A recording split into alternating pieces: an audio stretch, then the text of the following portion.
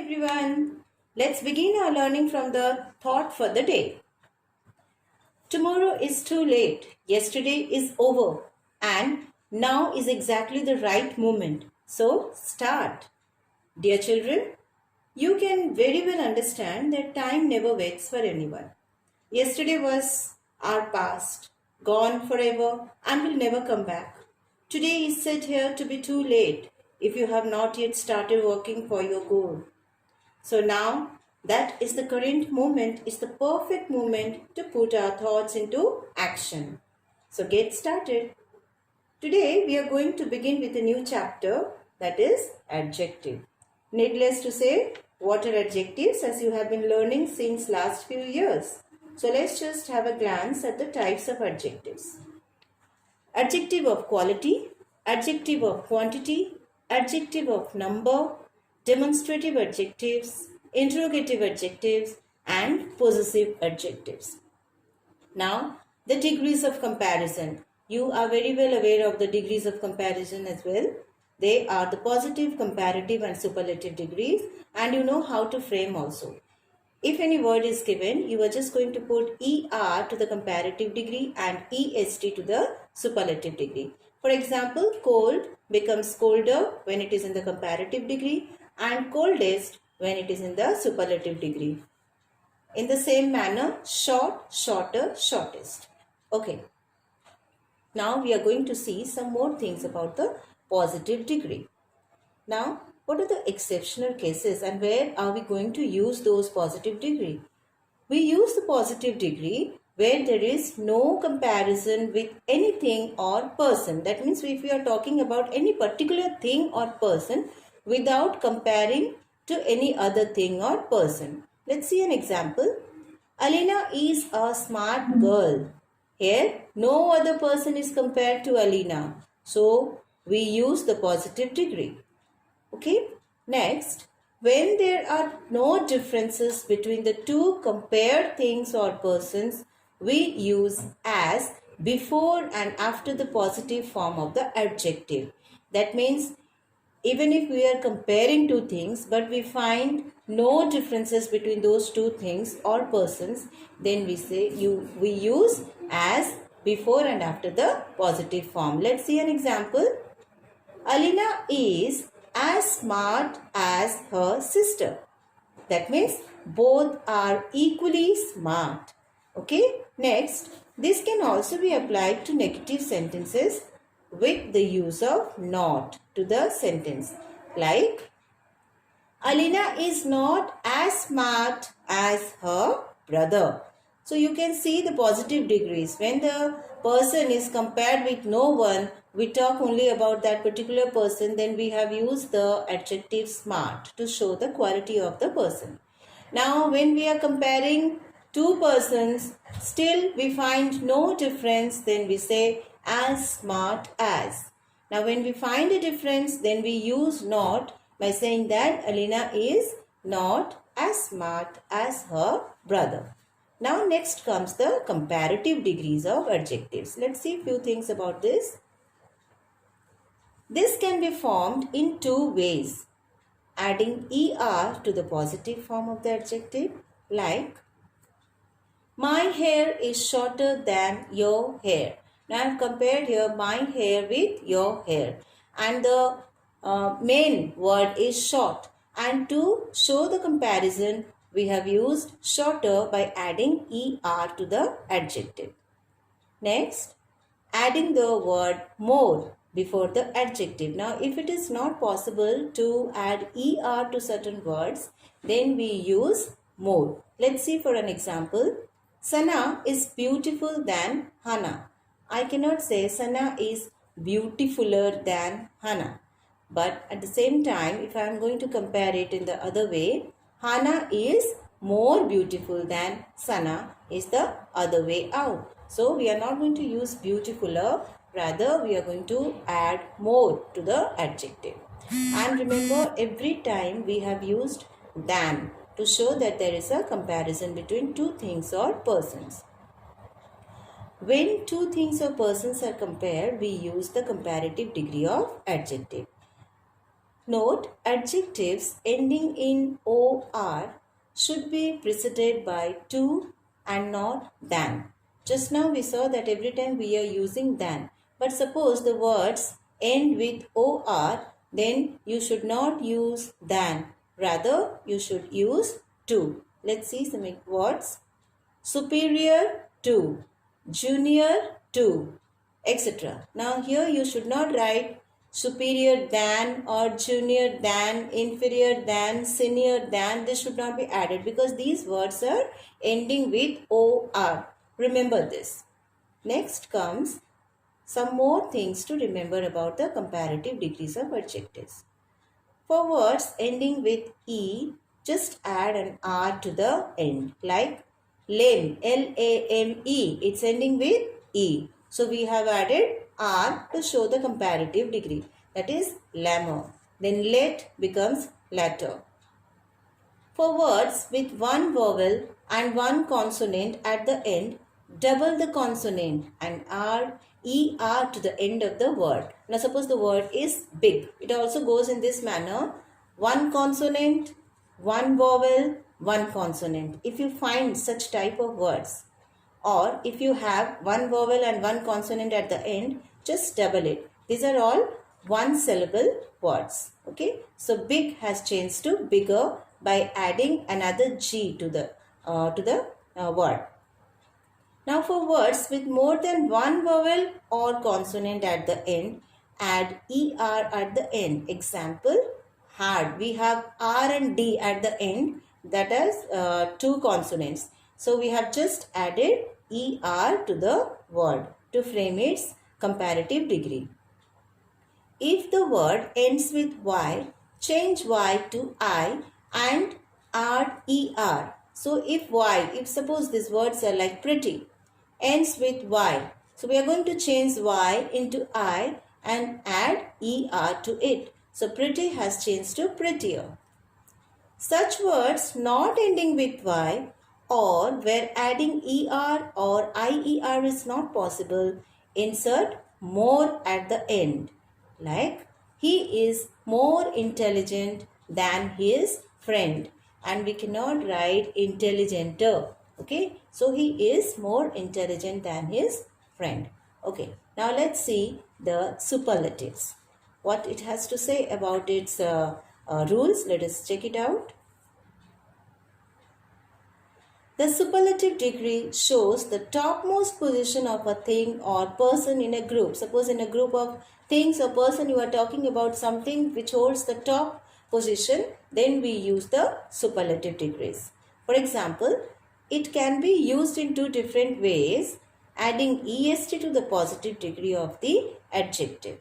This is the prettiest doll I have. That means among all the dolls that I have, this is the prettiest one.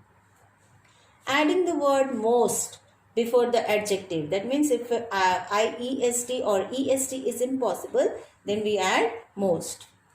He is the most intelligent boy of the class. So this way, superlatives are preceded by the word the. Like in the comparative degree, we have seen than, and wherever or, the words end with or, then to has to be used. Here in the same way, it should be preceded by the word the most intelligent, the prettiest. Certain words like this. Some more rules to be followed in the superlative degrees. Let's find it out. For words ending with e, add st to the end of the word. That means all the words that are ending with e. In the comparative degrees, we had used only R, and here we are going to use ST.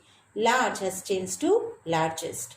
For words with one vowel and one consonant at the end, double the consonant and add EST to the end of the word. The rules remains the same, only thing is ER has changed to EST. Big changes to biggest.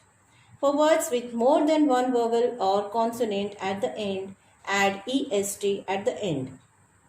Again, hard has changed to hardest. We have just inserted EST. If the word ends with Y, change Y to I and add EST.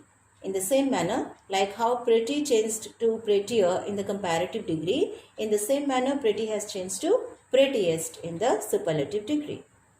Such words that are not ending with y or where est is not possible to be added, add most to it.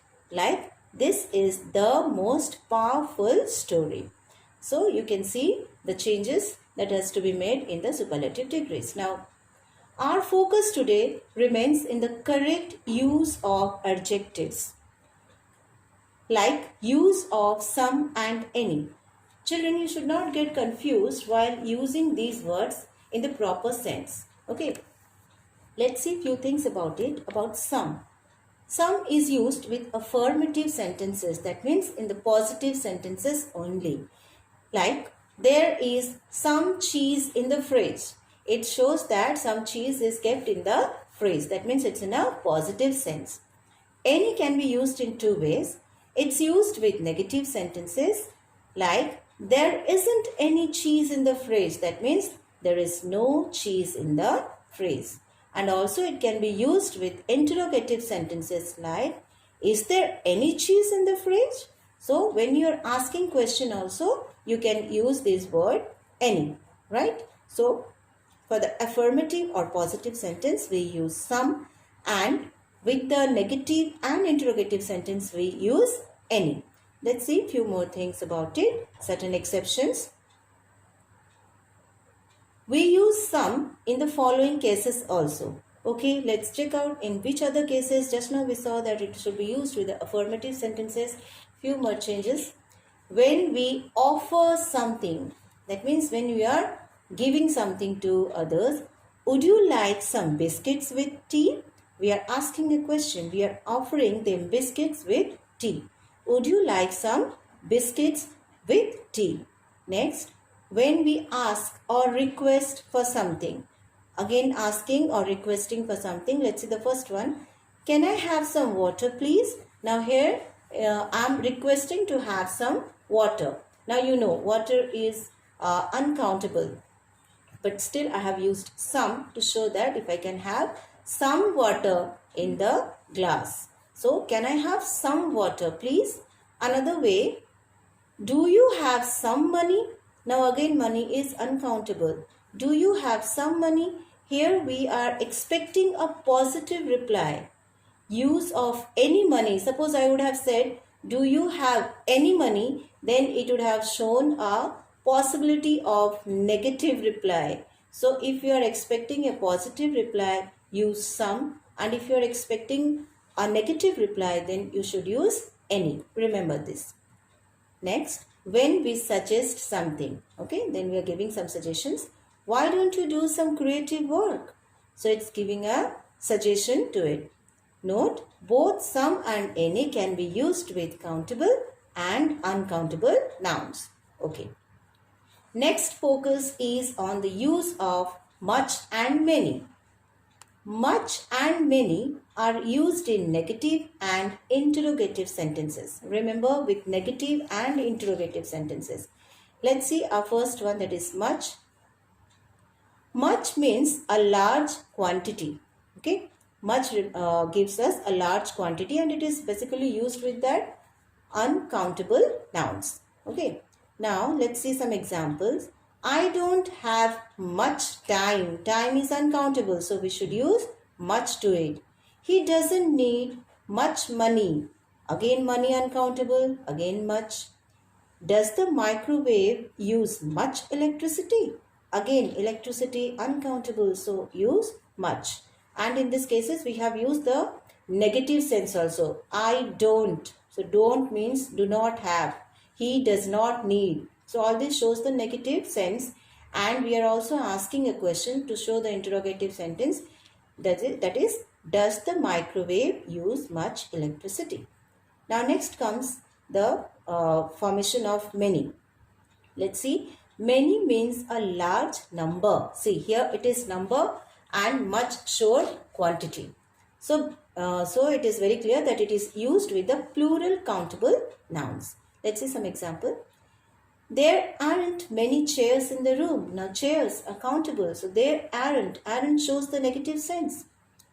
I don't have many friends. Again, friends countable. I don't have shows the negative sense. Do you think many people will go? Now here it is the interrogative sentence asking, do you think many people will go? Okay, that was about the use of much and many. Much shows large quantity, many shows large number. Much is used with uncountable nouns and many is used with countable nouns. And moreover, it should be in the plural form, not for the singular. Many can be used only with the plural countable nouns. Okay, let's see about little and few. Both give negative ideas. Little and few give negative ideas. Let's check it out. First, about little. Little means a small amount, right? Used with uncountable nouns. Okay, let's see some examples. There was little time to finish the work. Now time is uncountable. We are using little with the uncountable nouns. Time is uncountable. There was little time to finish the work shows that there was nearly no time to complete the work. That means almost nil. No time to do it. He has little patience with others. Means not much patience. The person doesn't hold any patience to others. Next comes the use of few. How we are going to make use of few. Few means a small quantity. Next, used with plural countable nouns. For example, he has few good friends. Means not enough friends or not many friends. Few people went to the concert. Means not many people or very less people went to the concert. So here the difference between little and few shows that little is used as a small amount, whereas few refers to a small quantity. Little is used with uncountable nouns, whereas few is used with plural countable nouns, and both of them show the negative sense. Now before I end, I have some home assignments for you. Fill up with the correct degrees of comparison of adjectives. 5 questions are given with the adjectives in the bracket. You are going to read the question carefully and frame the adjectives properly. One more assignment is also there coming up for you. Choose the suitable word. Again in this, some fill in the blanks form of questions are given along with the formation of some, any, much, many, little and few that we have just learned. So these are all for your practices. Please do it properly, and before we end, we are just going to see some more conditions in our next class so that you people don't get confused. I have given only these 3 conditions. Until then, stay safe, stay connected. Bye.